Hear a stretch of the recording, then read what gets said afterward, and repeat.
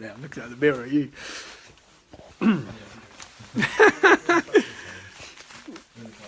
So,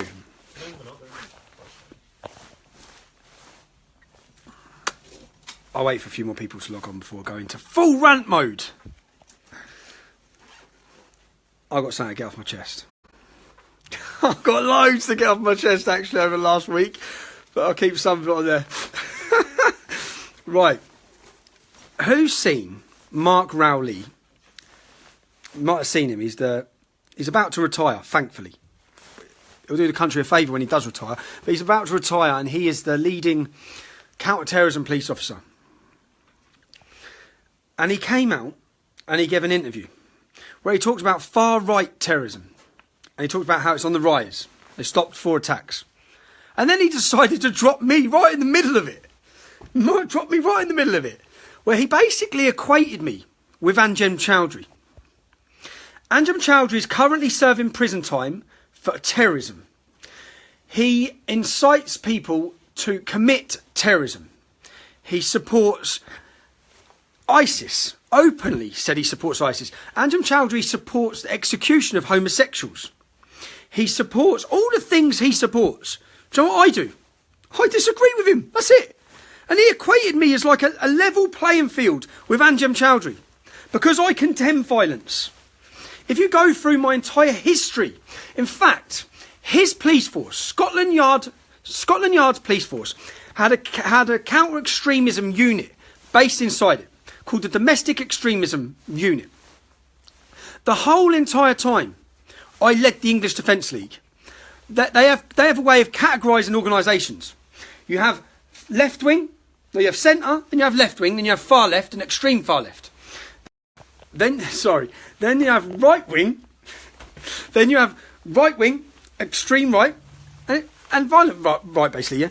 The whole time I led the English Defence League, it was categorised as centre. It wasn't even categorised as a far right organisation by his own police force. The whole entire time I led the EDL, it was never once categorised by the policing unit as a far right organisation. Do you know why that would have been?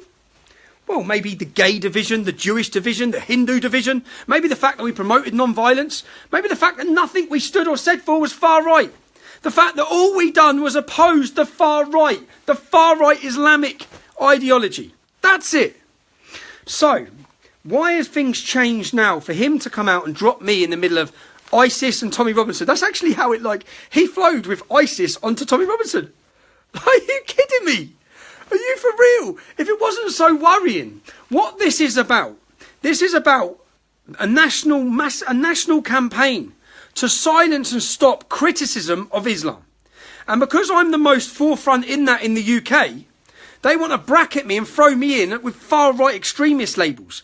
Now, I can guarantee you 100%, if I find Mark Rowley, which I hope I will, he won't have one answer for this. He'll be like every other idiot you've watched me talk to on camera when I say, please explain what I've said. And they can't. None of them ever can. Give me what I've said that equates to extremism. Tell me at what point I incited people. All I've ever done, or if you go through my speeches, at the height of the English Defence League, after Lee Rigby had just been beheaded, in the first speech I gave, I pointed out that there are 600 Muslims in the armed forces, all probably done and served this country better than I have. I pointed out that you're a coward if you attack a Muslim woman. I have done this time and time and time again. But yet somehow, Darren Osborne, he said that my messages sent Darren Osborne on a violent rampage. Now, let me tell you about Mark Rowley now. Mark Rowley, the leading police officer. It was his personal decision not to have armed police officers outside Parliament. When, his name escapes me, when the Westminster Bridge, it's Khalid Massoud. When Khalid Massoud run people over on Westminster Bridge and then murdered a murdered a police officer, stabbing him in the neck. It was Rowley's decision not to have armed police there because he thought they wouldn't look nice for tourists. We're at war and he cares what it looks like. Just like he cares about people's feelings over words. So it's his fault how he did not have to resign. I'm going on a rant, aren't I? How he did not have to just resign after that decision. Now, what else would have escalated Darren Osborne, who had 100 previous criminal convictions? 100 previous criminal convictions. His own next door neighbour contacted me to tell me they're a lovely family, but he's always had mental health issues. Now, my tweets apparently sent him on this killing spree. Nothing to do with Khalid Massoud running people over on Westminster Bridge and stabbing a police officer. Yes, Mark Rowley, that was your fault. You made the decision not to arm that police officer. All of this is about you deflecting what you've done wrong. Whose decision was it to allow Salman Abedi, a known extremist, to fly to Libya, a country where areas are governed by ISIS, and get bomb training and fly straight back in? That's your fault again, Mark, not mine.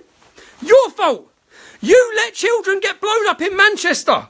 You let kids get blown to pieces in Manchester. You left unarmed police officers in a war zone, because that's what our capital city is, in a war zone. You made that decision. Now, Mark, what other decisions did you make? Yes, the next terrorist attack that happened in London, where 3 known jihadis, all of them have been known under his watch. 3 known jihadis. What did they do?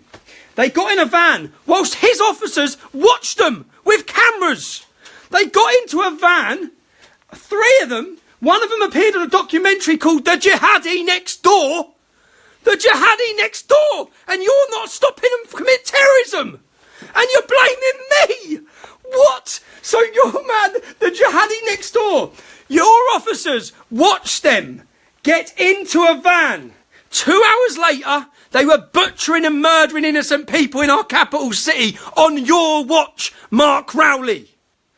And you have the audacity to stand and give a press statement and talk about me, when all I've done is try to stop them. Give me your powers, and then fuckers would not have been going to Libya, and then wankers who were on the Jihadi Next Door would not be walking the streets.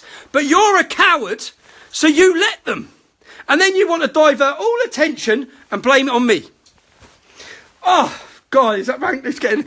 And that's what... And do you know, after one of the terrorist attacks, I'm actually going to put this into a more controlled video as well, but I just got to get this off my chest. After one of the terrorist attacks... So, there's been a terrorist attack. Muslims have mowed people down and killed them. Within 1 hour, Mark Rowley, again, was on our national TV, assuring the Muslim community, we're going to make sure you're all right. We're up in police patrols. Up in police patrols? Hold on.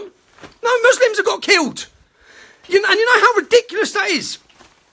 Do you know, after Darren Osborne drove at Muslims and killed them, could you imagine the police officer coming on the TV and saying, it's all right, we're up in security around the churches? Well, no, because it'd be ridiculous, wouldn't it? Well, that's what he done. So you, in charge of counter-terrorism, on your watch, we had to see 3 times in our country people massacred and blown up, and then you want to point the finger at me for making people aware of how shit you are? That's reality of where it's at. And I wish he was standing in front of me. And at some point, Mark Rowley, when I put a statement out saying I'm going to find Mark Rowley, and I see then the journalists all jumping all over it like it's a threat. It's not a threat. I'll find him, I'll stick a camera in his face like I do everyone else, and tell him to explain his sorry ass. Because he's got no explanation for it. There is no explanation for your failure. That's what it is, your failure. And then, do you know what else? Then I just looked. And Mark Rowley... he would not attend the Henry Jackson Society were having a big seminar on Islamist terrorism. Mark Rowley got pressure from the Muslim Council of Britain. This is who this Muppet sings for. This is who he dances to their tune. The Muslim Council of Britain put pressure on him saying he might upset people if he attends it. So he didn't attend. That's the sort of man that's leading it. That's the sort of man. That's the sort of man that on his watch, again, on your watch, Mark, children died because of your failures. Give me your shot. Give it to me. Give it to me. See how many people be dying. They'll all be in jail. They'll all be gone. They won't be coming in our country. Because I don't give a shit about offending people's feelings. I'll give a shit about keeping people alive. That's what your job is. I've gone on a full rant there, haven't I? My blood pressure's gone through the roof here. I've been trying to keep this in for about 2 days. So, Mark, if you're watching this, the sooner you resign, the better, mate. Because you're incapable. Someone who can't even name the problem. Do you know what he said, this cheeky... Do you know what he said? He said that I conflate the terrorist attacks with Islam. Oh, right. The fact they all shout Allah Akbar, does that not conflate it? Is it not them conflating it with the flat Lee Rigby's killer? When he went and beheaded Lee Rigby, he handed a woman in the street 55 verses from the Quran that instructed him to do it. But somehow I conflate it. We will make America great again.